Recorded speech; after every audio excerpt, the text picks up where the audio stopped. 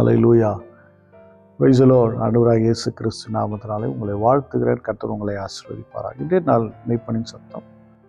ஒரு தேவனுடைய பிள்ளை குறித்து பார்க்கலாம். ஸ்காட்லாண்டில் பிறந்த ஒரு தேவனுடைய பிள்ளை. இன்றைய காலங்களில் ஸ்காட்லாண்டு ஒரு கிறிஸ்தவ நாடு அப்படின்னு அறிவிக்கப்பட்டிருக்கு. இதுக்கு முன்னாடி நிறைய பேர் இந்த கிறிஸ்துவுக்காக வாழ்ந்துருக்கிறாங்க. அங்கே வாழ்ந்தவங்க நிறைய கிறிஸ்துவுக்காக நிறைய பிரச்சனையை ஃபேஸ் பண்ணியிருக்கிறாங்க, நிறைய போராட்டங்களை சந்திச்சிருக்கிறாங்க. அதெல்லாம் ஒன்றும் வீணாலாம் போகல. ஆனால் தான் இன்றைக்கும் கிறிஸ்தவ நாடுகளாக இருக்குது. சரி, ஒரு விஷயத்தை கவனிக்கலாம். 1662 பிறந்த ஜேம்ஸ் ரென்ஸ்விக் அப்படிங்கிற ஒருவரை குறித்து நம்ம பார்க்க போகிறோம். வாழ்நாட்களில் நல்ல ஒரு விசுவாசம் உள்ள மகன், ரொம்ப எளிமையானவர், எல்லாம் நீட்டாக இருப்பார், எல்லாத்துலேயும் ஒழுக்கம் இதெல்லாம் ரொம்ப கரெக்டாக இருப்பார்.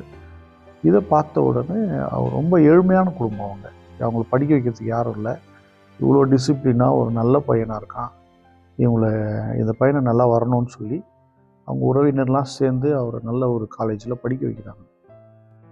அப்போது 1662 வாழ்ந்த பிறந்த காலங்கள் அப்படின்னா நான் நினைக்கிறேன் நேர போட்டு 1080 அப்படின்னு இருக்கலாம், 1675 அப்படி இருக்கலாம். அப்போது ஒரு நல்ல இதில் படிக்க வைக்கிறாங்க, நல்ல பொசிஷனில் படிக்கிறார். நல்லா படிச்சுட்டு அவர்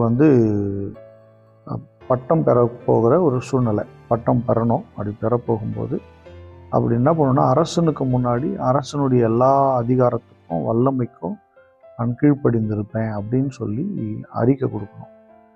ஆனால் இவர் ரட்சிக்கப்பட்ட ஒரு நபர். அப்போது தேவனை தான் ராஜாவாக எடுத்துக்கிட்டாரு.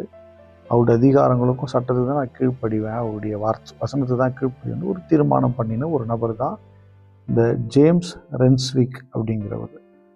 இப்போ ராஜாவுக்கு முன்னாடி போகும்போது அதை சொல்லாமல் கடவுளை மட்டும் சொல்லிட்டு அவருடைய அதிகாரத்துக்கு வல்லமை கீழ்ப்படுன்னு சொல்லிட்டு வந்துட்டார். அப்போது ரொம்ப பிரச்சனை அவருக்கு. எல்லாரும் அங்கே இருக்கிறவங்க எல்லாம் அதிர்ச்சி அடைஞ்சாங்க. ராஜாவுக்கும் பெரிய அதிர்ச்சி தான். ராஜா எடுத்து கொண்டு போய் சிறைச்சாலையில் போட்டாங்க. போட்டுட்டு, ஏன்னா அன்றைய காலங்கள் கத்தோலிக்க சட்டங்கள் அப்படி இருந்துச்சு பாருங்கள். அதுலேருந்து நான் அப்படிலாம் இருக்க முடியும், நான் கிறிஸ்துவை தான் ராஜாவை எடுத்துக்க முடியும்னு சொல்லி இது நிமித்தம் அந்த உபத்திரவங்கள்லாம் சகித்து கொண்டு வந்தார். ரொம்ப பிரச்சனையாயிடுச்சு. ராஜாவின் ஆட்கள்லாம் அவரை பிடிச்சி ரொம்ப மறுதளிக்கும்படி கட்டாயப்படுத்துகிறாங்க, அடிக்கிறாங்க, இப்படிலாம் பண்ணுறாங்க. ஆனாலும் அவர் என்ன பண்ணுறாரு, அதுக்கு அசைஞ்சு கொடுக்கல. பல முறை விசாரிக்கப்பட்டார். கடைசியாக பார்த்தீங்கன்னா 1688 அவர் மறுபடியும் கூப்பிட்டு விசாரிக்கப்பட்டு ரொம்ப நெருக்கடி கொடுக்கப்பட்டார். ஆனாலும் அவர் தன்னுடைய வசதிக்காக, செல்வாக்குக்காக அவர் படிக்காமல் தேவனை அவர் முழுவதுமாக அறிந்து கொண்டிருந்தபடினாலே தேவனை உறுதியாக பிடிச்சிட்டாரு. அப்படி இருக்கும்போது அரசன் அவரை விட்டுவிட மனதாக இல்லை. அவருக்கு தண்டனை கொடுக்க விரும்பினார். ஆனால் ஒரு கருப்பு துணியை போட்டு முகத்தில் மூடி அவரை தூக்கிலிட்டார்.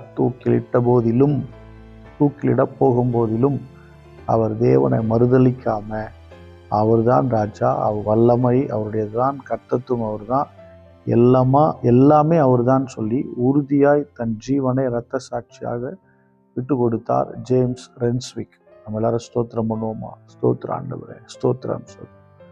அப்பா, எத்தனை பேர் இன்னைக்கு இயேசுவை மறுதளித்து போகிற இந்த காலத்தில் உமக்கென்று விசுவாசத்தில் நின்ற நம்முடைய பிள்ளைகளுக்காக ஸ்தோத்திரம். ஜேம்ஸ் ரென்ஸ்விக்காக ஸ்தோத்திரம். அவங்க தலைமுறைக்காக ஸ்தோத்திரம். பரிசுத்த பிதாவை ஸ்தோத்திரிக்கிறோம். கர்த்தருக்கென்று பக்தி வைராக்கியமாய் பரிசுத்தமாய் வாழும்படி தேவன் எங்களுக்கு கிருபை பாராட்டும். இயேசுவின் நாமத்தால் பிதாவே, ஆமென். God bless you. Bye bye.